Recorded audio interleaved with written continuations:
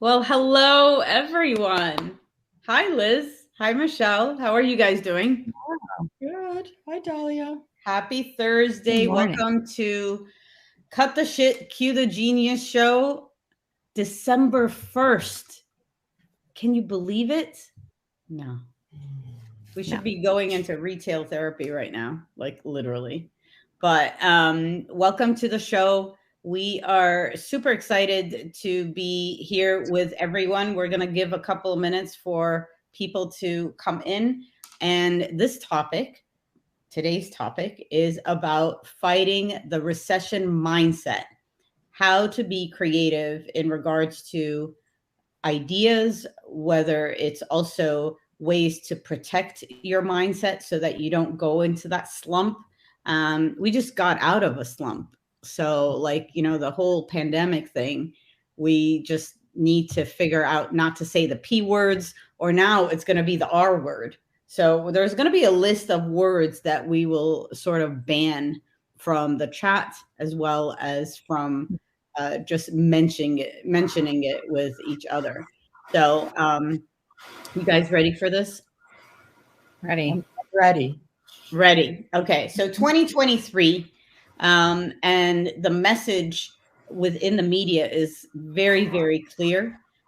First things first is like, be careful of the trifecta of the coronavirus, the pneumonia, the RSV, which Liz, I know that you've been, you Oh, know, yeah. dealing with that as well. And then on top of all of that, it's like, well, you know what? We're going into a recession, and you have to just, protect yourself from that as well.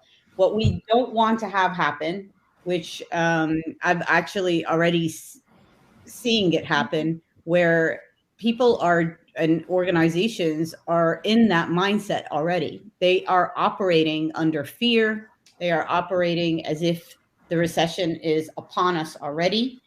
And we just want to get people out of that mindset. So, Liz, I'm going to lean on you hard on the planner side, because I know planners are worst case scenario planners. It's plan A through plan ZZ, if you will. Yes. But how do you protect yourself from getting into that like spiral mode of, holy shit, what am I going to do? Do I just do nothing? Do I just do bare minimum? And Daniel likes my plan ZZ. You have no idea. Like, Liz actually has probably a Google Doc with tabs, plan A to plan ZZ. All right. So you have to be nice, Daniel, to Liz. But so my question to you is, from a planner perspective, how do you protect yourself from that mindset? Well, and it's really hard, especially as an independent planner, because we're dealing with so many different clients, and every client, to your point, they're starting to plan differently, and you're trying to work into that and figure out where we stand and what that means for everybody else. And it's so I think, for me personally, I always like these times of upheaval. I do not like the anxiety that comes with it, and that is natural for me. But I have kind of like learned to embrace the fact that these times are going to come, and they become times of innovation and creativity.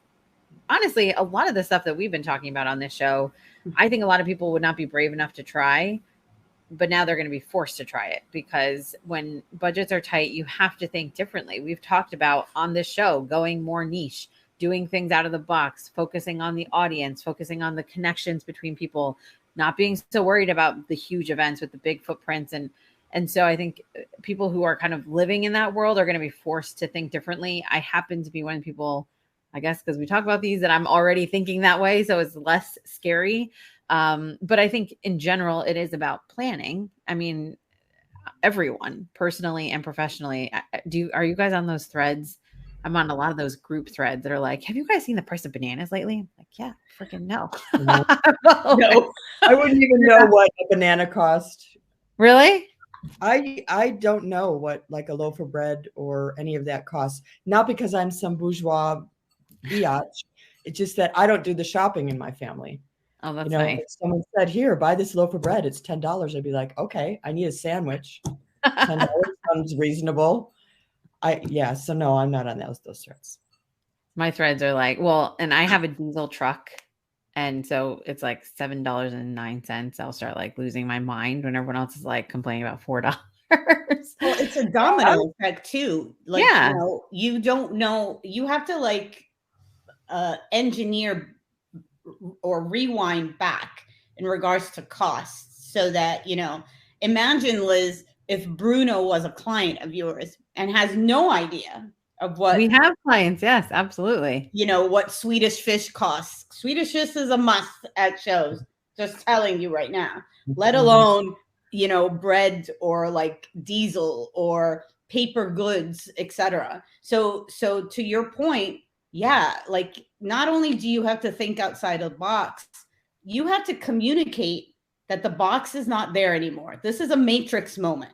There is no spoon, right? So it's like you have to sort of push people in a mode where whatever they envisioned, LEDs, Swedish fish, whatever, baked goods, blah blah blah, cream cheese and bagels in New York when there's a shortage of cream cheese, that's where your communication skills are like on fire with them.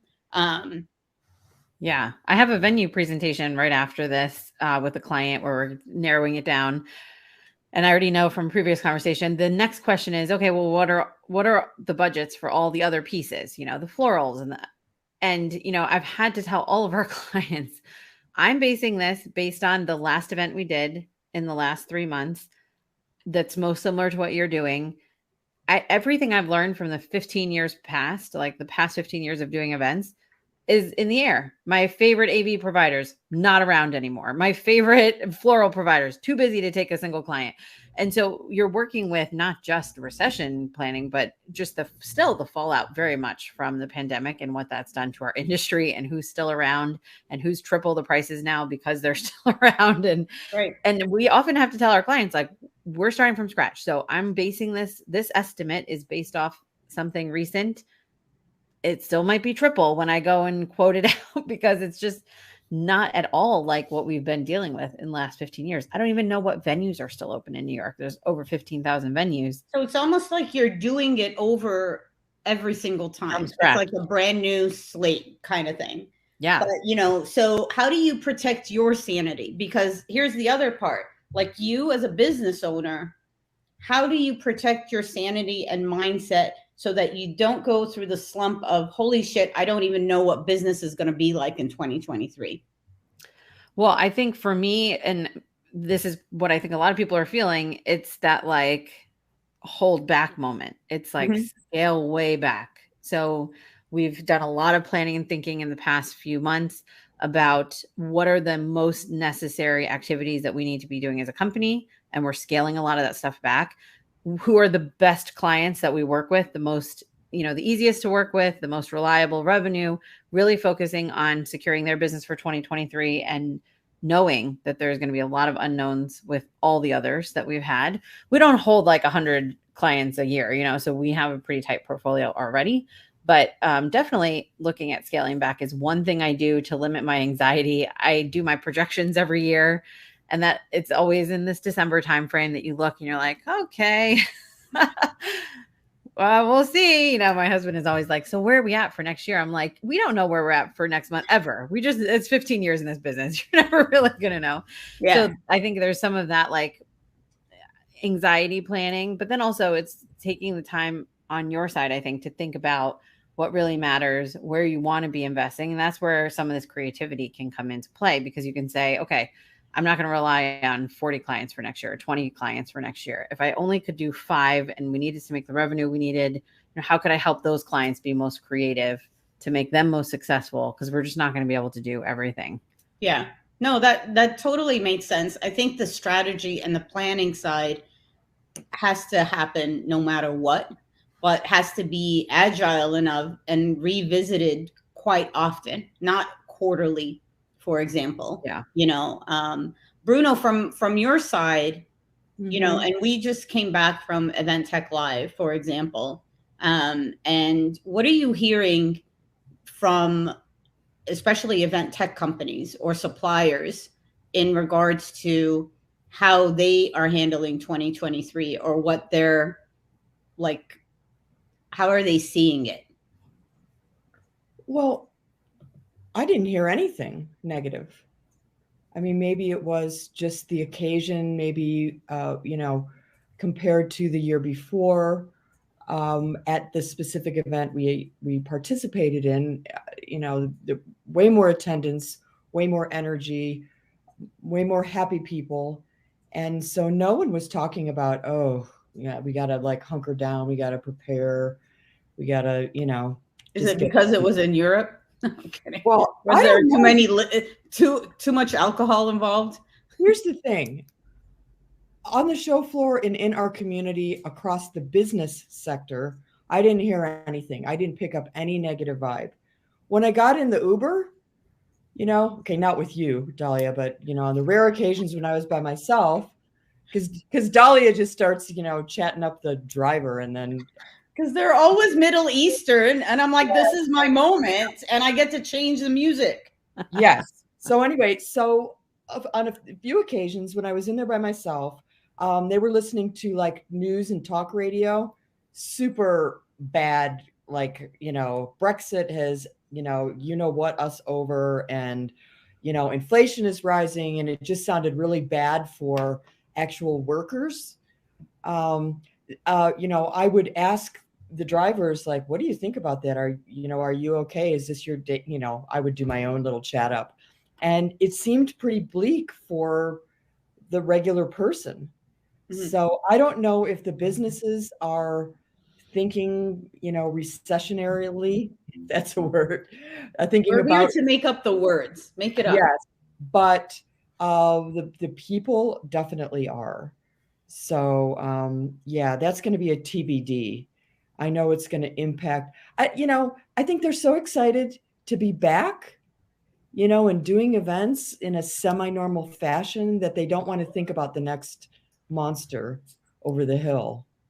I'm so So surprised to hear you say that it was like so positive though, because if you look at event tech and just like the layoffs we've been seeing and the shifting that I mean, this year has been super tumultuous for event technology. Oh yeah. And I get it. We're at an event. You're obviously not going to be sitting in your booth talking about how all hell is going to start breaking loose.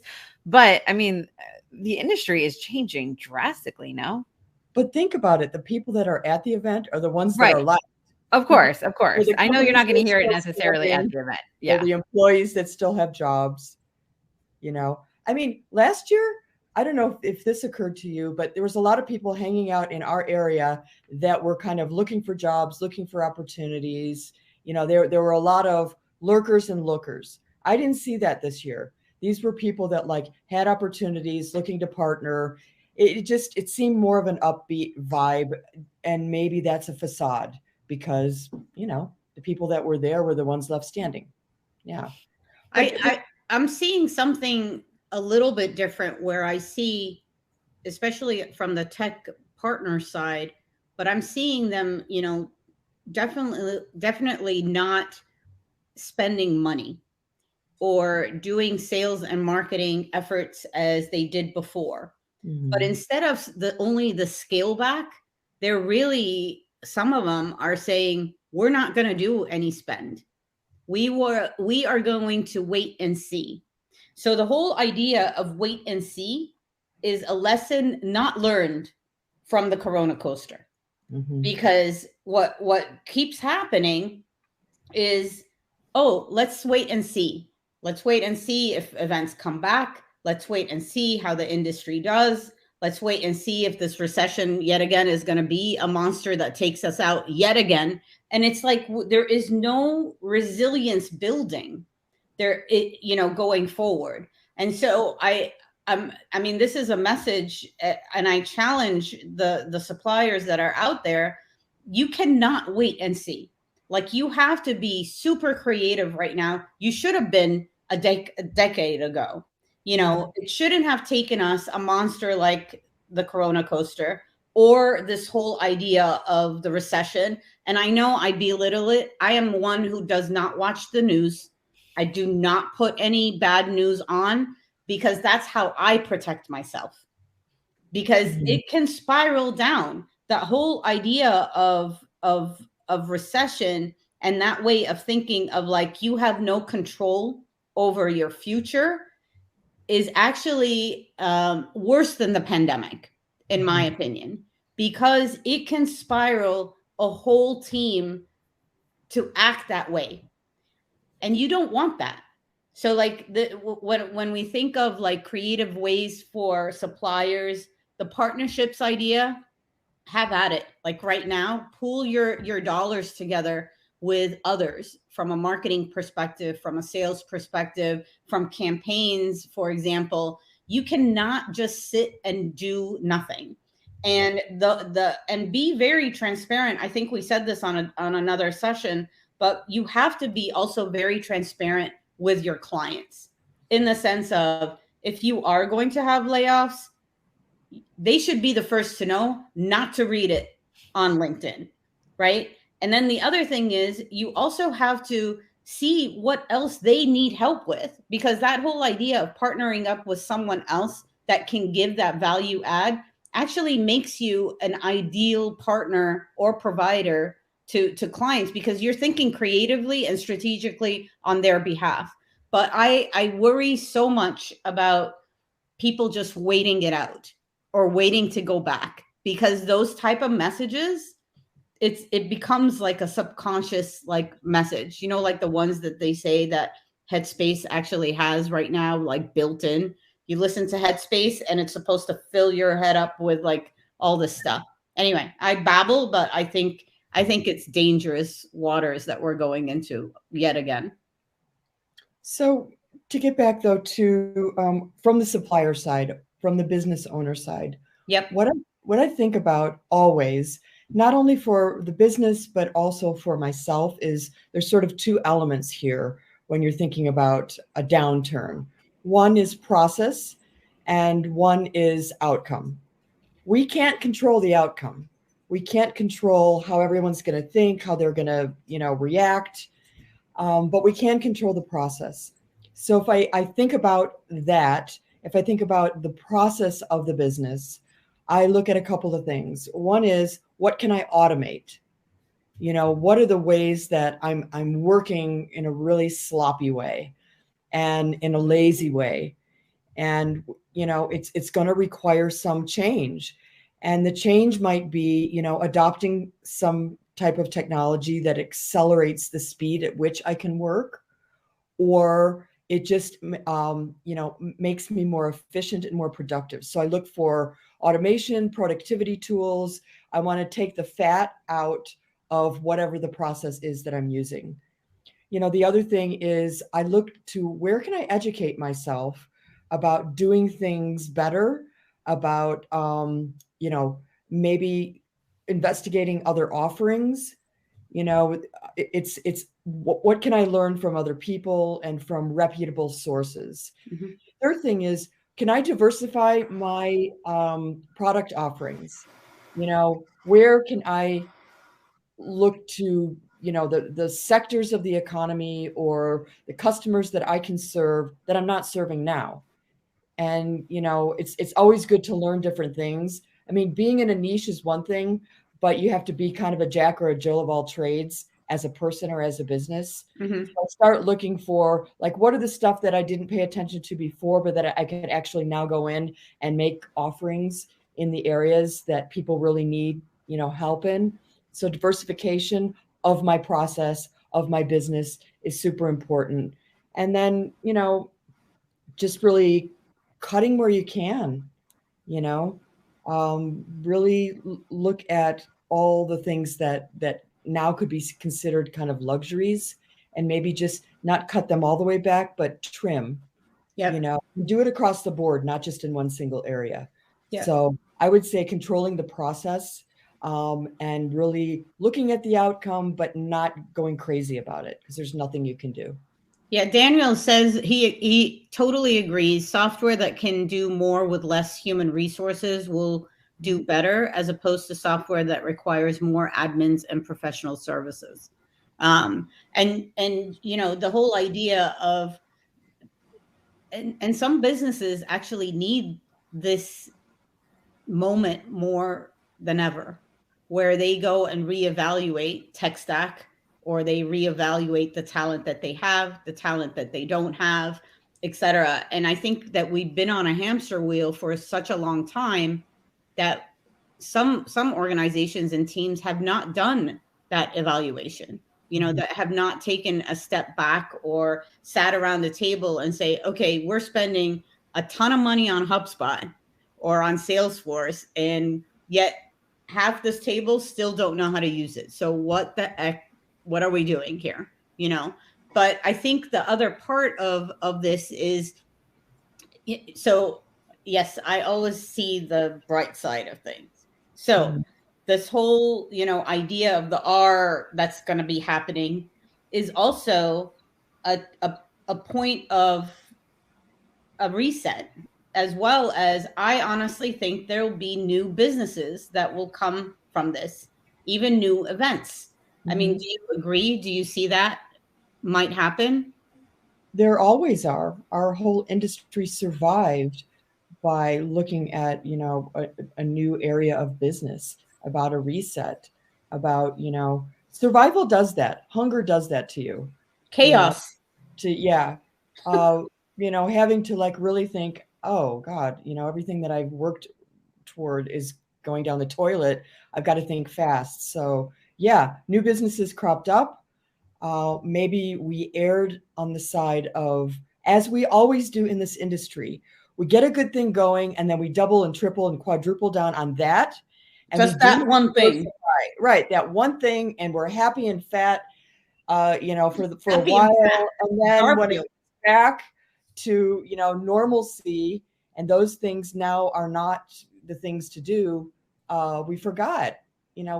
So we need to be diversifying all along the way. We need to be examining our processes all along the way. We need to be preparing for the downtimes always. So This is a discussion that should be happening quarterly or, semi-annually, whatever works for you.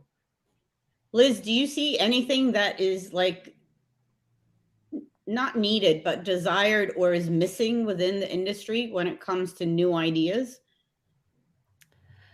So, I mean, I feel like everything we talk about on this show are those things that we talk about and they sound like great ideas. But, I think that we've said on the show before that, there's this rush back to events, and then there will be an evaluation period where people are like, well, was that what I wanted to do? I went back. I was so great to do all those hugs and handshakes. And now what? And I think people are doing what we're talking about from the business side. They're doing that on the personal side too. They're starting to say, well, it's a lot of energy to go to this place and do this thing that I don't feel like I'm getting the return that I used to be getting, or that I thought I was getting, or this is a very expensive thing. I've done this for years as a family, but it's not something we're going to spend money on, with the potential R word looming. And so all of those shifts we have to think about on the consumer side too, that those obviously impact who's attending our events, right, which impacts the drive that we have and the budgets that we have in our industry.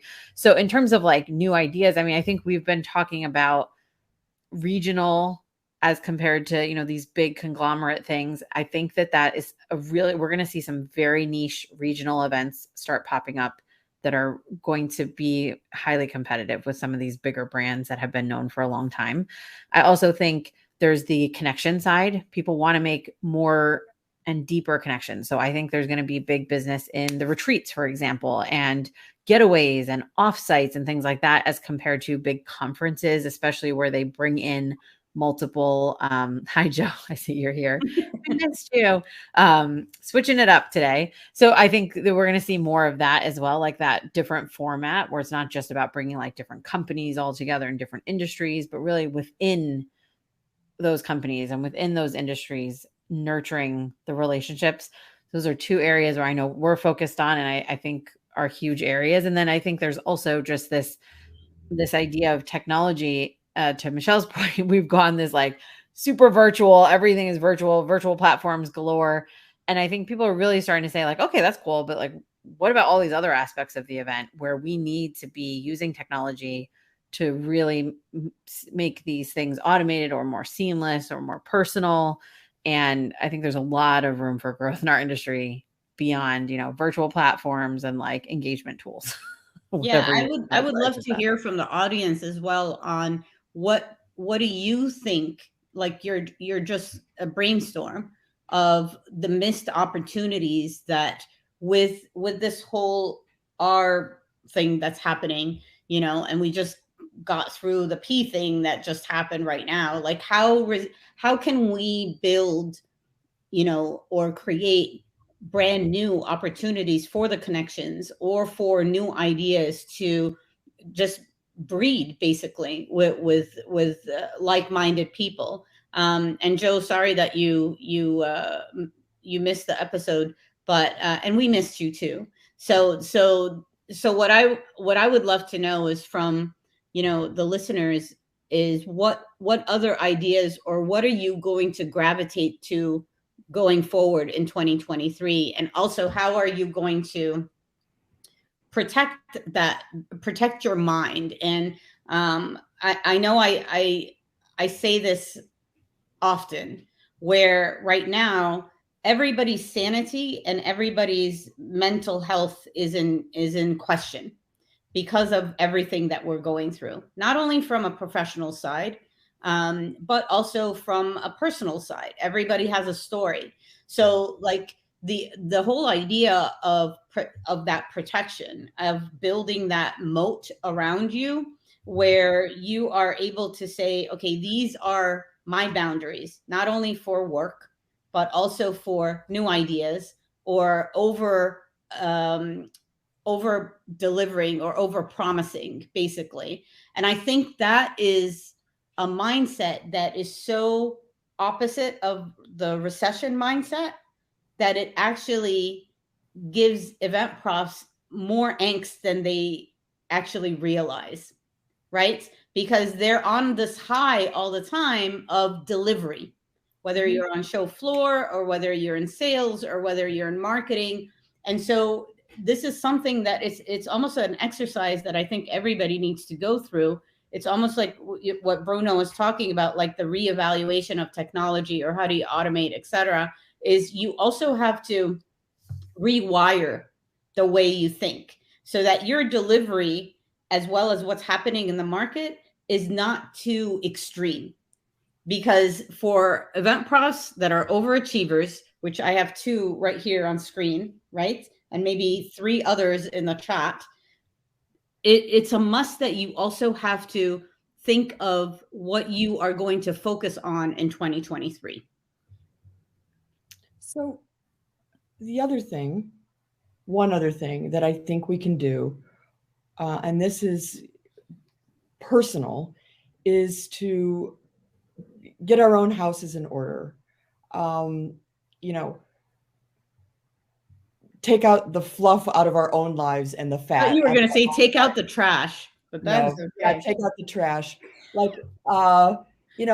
just change our own behaviors to the extent that we can, to create spaces for creativity and productivity, for example, and to also experiment a little.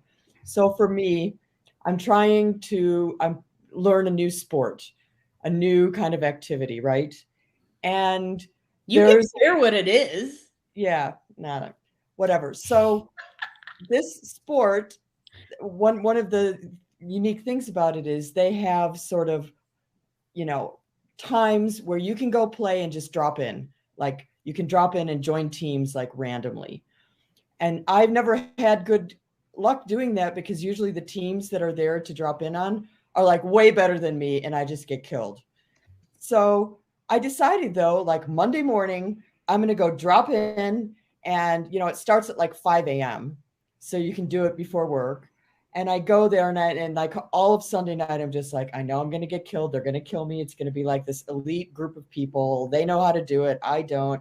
But I just said, I'm going to do it anyway. I don't care if I get killed. I have to do this just to overcome my own fear and, try and learn this new thing. And I got there and yes, all my worst nightmares were fulfilled. They killed me. They had like a spin on the ball that was like you couldn't possibly return it.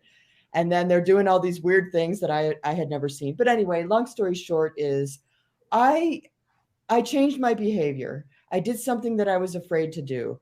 I came home and thought, the biggest learning that I got out of it was just, overcome your fears. And I think the behavior set the behavior change was immensely helpful because it helped me in other things the rest of the day. It helped me like reduce the cognitive load, like, uh, keeping a clean workspace is another thing.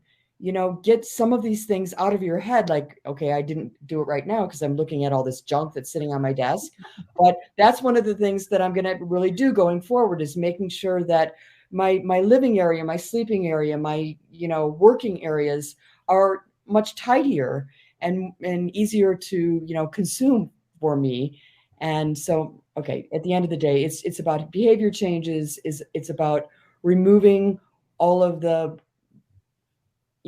thoughts that are sticking in my mind that I don't really need to be thinking about. You mentioned that, Dahlia, and just changing the way that I behave every day will help me cope with what might come down the road. One of my clients wrote a book called Clockwork, which I've been reading through. And the idea is to give yourself a 4-week vacation from your business and then to be able to, from there, extend it longer and longer. So the whole idea is, how do you build your business in a way that you could remove yourself and it would still run without you perfectly? And something that I'm working on that you guys are making me think of is an exercise where you essentially list everything that you do.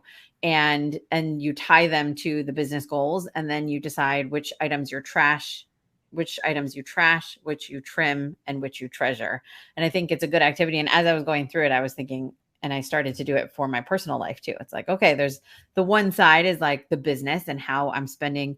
And I looked at like the number of hours I spend in meetings and just how completely unnecessary that is, and how that drives the rest of my day insane, because then I'm trying to fit things in between meetings. And so I went down and looked at like every meeting that I take, and why am I taking these, and which are the ones that someone else could be taking, which are the ones that I could redo in a different format, which are the ones I could have preparation for so they're shorter.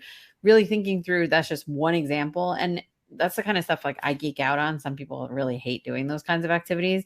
I love Excel sheets. That's just let me list all my activities and put the goal next to it and trash, trim, or treasure.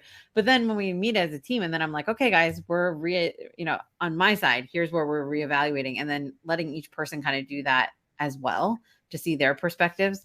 It's a good time of year, I think, for that kind of activity. And we should be doing that for our events as we look at like the whole event plan from A to Z, everything that's involved.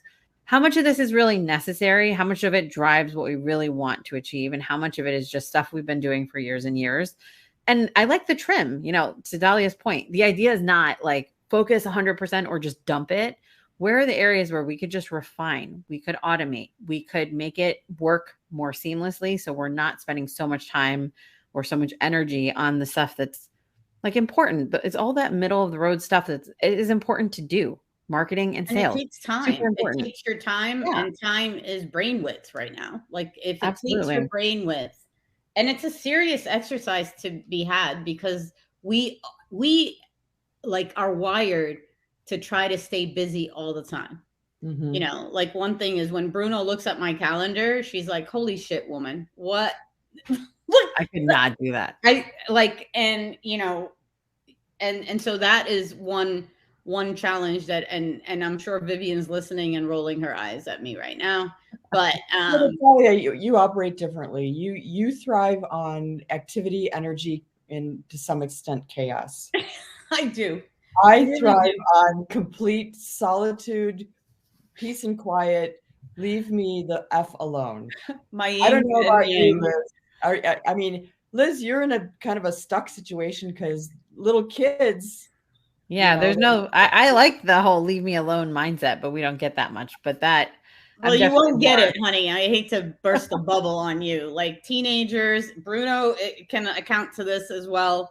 The leave me alone shit does not even happen when they get older. So dang.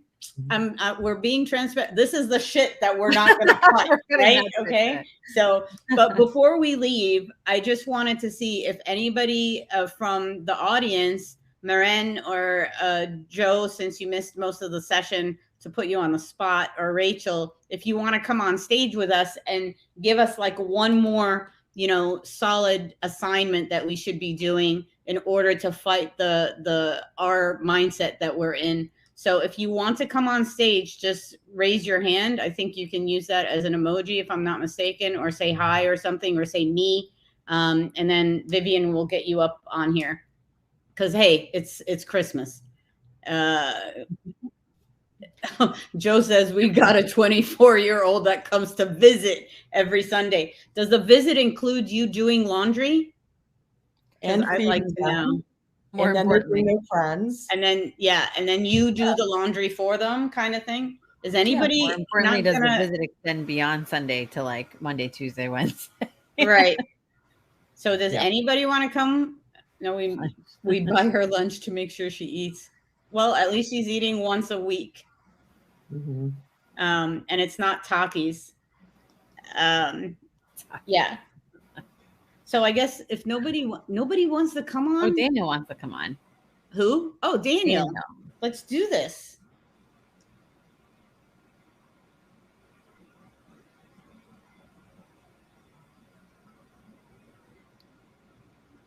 Okay. This is exciting. Marin, you're gonna have to get ready for St. Nicholas.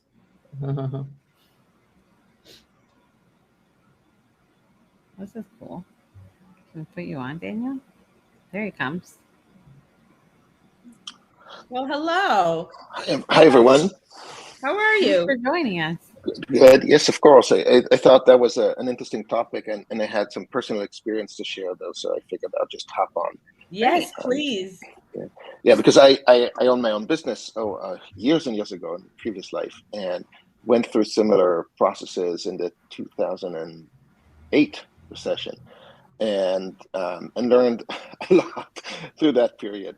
And so, on a personal level, my story was that I had to lay off my entire staff overnight because we had a couple of 4 whale customers just cancel literally within 1 week. And we were exceptionally lucky because till today, I'm meeting people from that previous industry that are still carrying debt from that period and trying to get over it.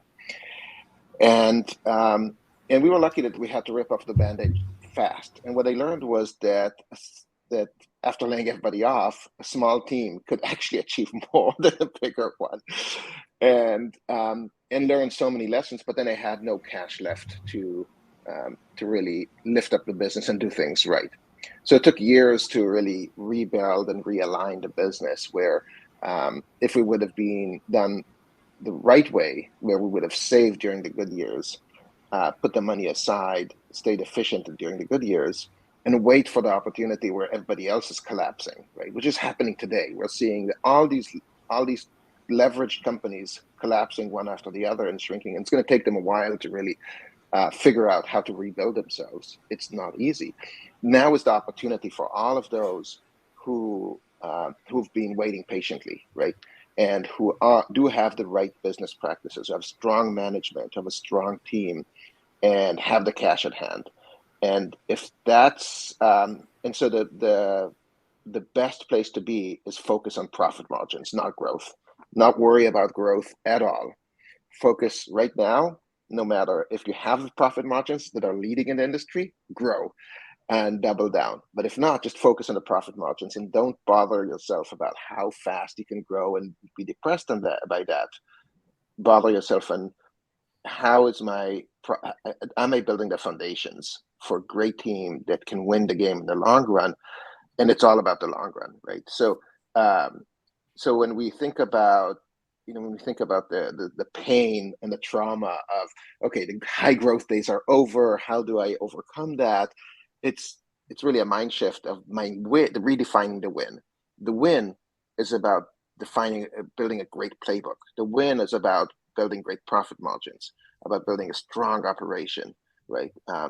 And who are the best employees that can really work with this? How do I build the right company culture? Where have I, as a manager, really not empowered my employees and my team to be the strongest and the best they can be? And so really it all boils down to focusing on what is the win. What is that? That's my personal share here. I love that. Yeah. So much. Yeah. Reframing things. Because when we think about it, well, at least from my perspective, where I'm sitting here right now, I don't feel a recession. Yes. So now is the time, if I haven't been doing it before, to do all these things that Daniel just said. Let's maybe start really focusing on, margins instead of growth. Let's do this now. What's the downside? We didn't, maybe grow as much, but we also saved money. We didn't, invest in things that didn't keep us alive, didn't keep us, stable. So now's the time. Right, and the illusion in the years that before the crash, if you will, right? And it doesn't have to be a recession; it's a crash of sorts. The years before the crash, you're competing in an impossible situation. You're competing against companies that are spending money illogically, right? And so how do you build a company in that, and build a growth or a solid future in that situation?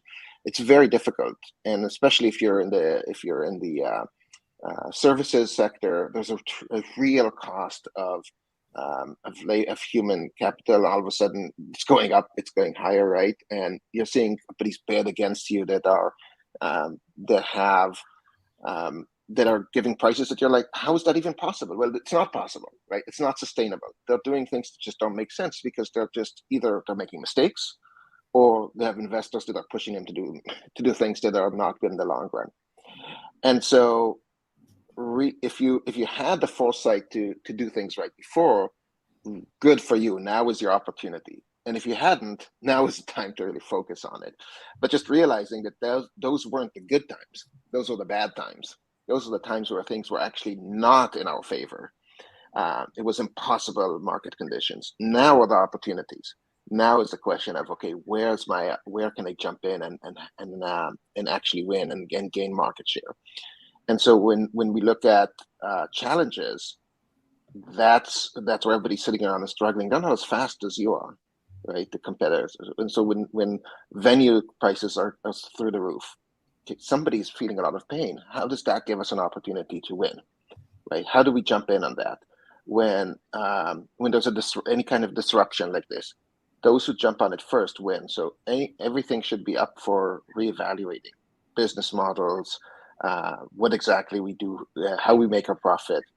Everything should be up there for just grabbing the opportunity, because the opportunity is now. That's perfect. The opportunity is now. So we're going to leave on that message from Daniel, that the opportunity is now. And I love where you said, focus on the win.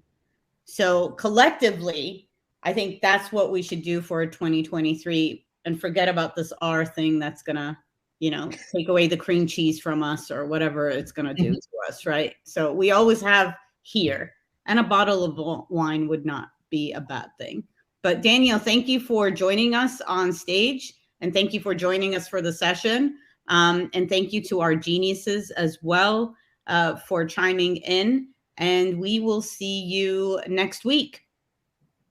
Have a great day.